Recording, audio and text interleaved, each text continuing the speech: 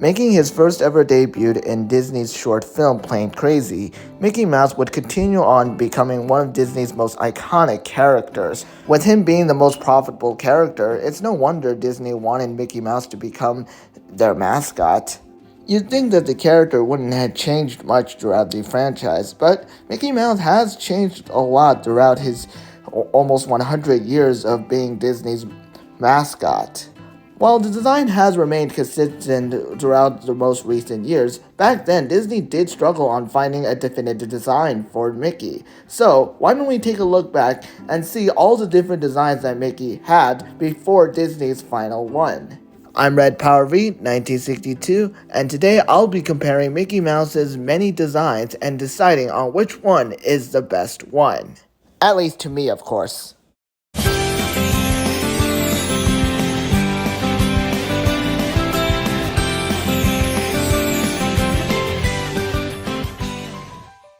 Making his first ever appearance in 1928 Plain Crazy, Mickey Mouse has a noticeably different design compared to his modern-day counterpart. Sure, he has the classic shorts, but he's missing his glove and boots.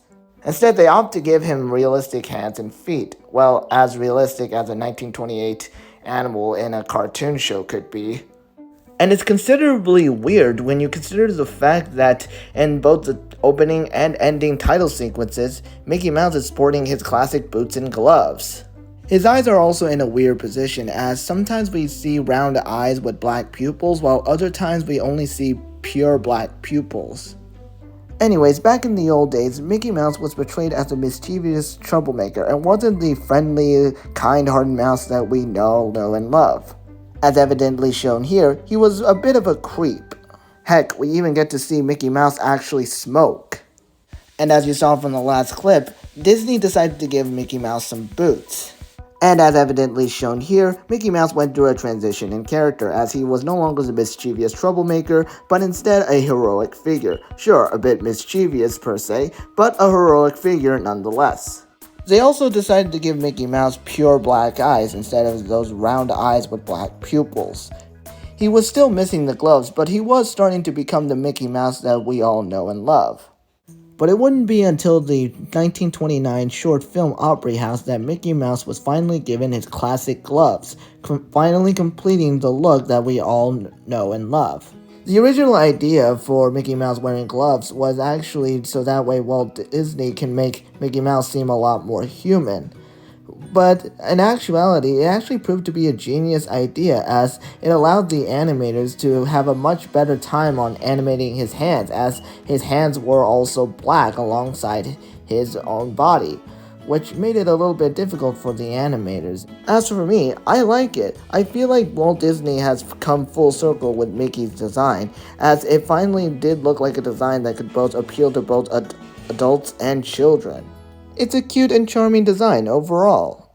But with all that being said, Walt Disney decided to give Mickey Mouse another redesign in the short film Carnival Kid. This time, he had Pac-Man-like eyes and this weird line thing over his eyes, which I guess was supposed to be eyebrows, but I don't know, maybe it's just me, but Mickey Mouse having eyebrows just looks weird. It's also worth to mention that Carnival Kid was also the first ever time that Mickey Mouse actually had a voice, this time given to Walt Disney, and his voice is something that I did not expect Mickey Mouse to sound like, that's for sure.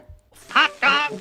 Hot dog! By 1935, Mickey Mouse was transitioning into color, and while most of his designs remained consistent, minus the Pac-Man-like eyes and eyebrows, there was one little change into his design that remained inconsistent, and that's the color of his gloves. Sometimes they were white, sometimes they were yellow, sometimes they were light brown. It remained inconsistent with this era of Mickey Mouse.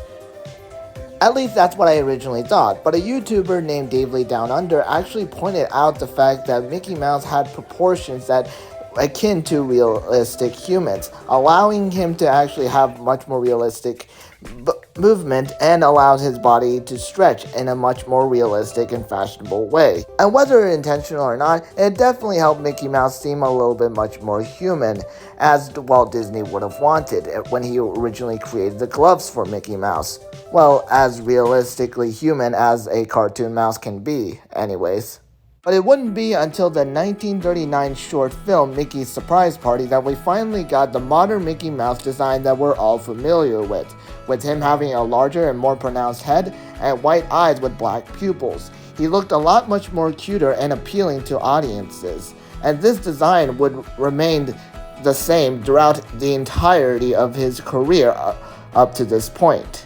And sure, after 1939, there have been changes to his design, but overall they've been minor and they all just come back and contribute back to the original 1939 design. And after 1939, the Mickey Mouse's design has remained consistent, with the only changes being the different clothes that he wears or the different style of animations that he happens to be in that either makes him a lot much more flexible or a little bit much more choppy. Even when transitioning to 3D, the design remained consistent with the 1939 design, and it's not hard to see why. Now, I'm not good at explaining designs and why some designs work more than others, but I can definitely see why this version of Mickey Mouse clicked for so many years. From the red shorts, to the white gloves, to the big yellow boots, to that iconic head that looks like three big circles. It's all just simply iconic, and it just screams timeless for so many people, and even nostalgia for so many people. And while I do love the design, there is one problem that's keeping it from being my absolute favorite Mickey Mouse design. It's just too safe. Because as Doug Walker from Channel Awesome puts it, he always has to be happy because happy is friendly, and even if he's mad or sad, it's usually a very relatable situation and he never gets too out of control, or violent, or extreme, or anything like that. I guess I like that such a friendly persona was admired and looked up to, but he was just never that interesting a character. So while it is an iconic design, it's not a very expressive design. But it wouldn't be until 2013's The Wonderful World of Mickey Mouse shorts that we finally got the best version of Mickey Mouse both in terms of design and character. Not only is its design great for being practically a perfect fusion between the modern Mickey Mouse design and the original Mickey Mouse design of the early 1930s, but it's also very expressive as it allows Mickey Mouse to go through such negative emotions through extreme insanity. As he'll be screaming, yelling, and being violent, and just generally being very over the top, which generally would be a little bit uncharacteristic for Mickey Mouse, but for some reason this design actually works so well for Mickey Mouse that it actually kind of fits Mickey Mouse. And that could be because of the fact that the design still keeps what's charming about the modern design without being too much like the modern design. Again, creating a perfect 50-50 between classic and modern. Overall, this is the best cartoon Mickey Mouse design. Thank you guys so much for watching this video on me going through all the different designs of Mickey Mouse, as well as deciding on which one is my absolute favorite. Don't forget to leave a like, comment down below on your favorite Mickey Mouse design, and subscribe to the channel for more of this content. And if you guys want to, please support me on Patreon. Links will be in the description. Alright, that's all for today, and as always, I'll see you guys in another random time. See ya!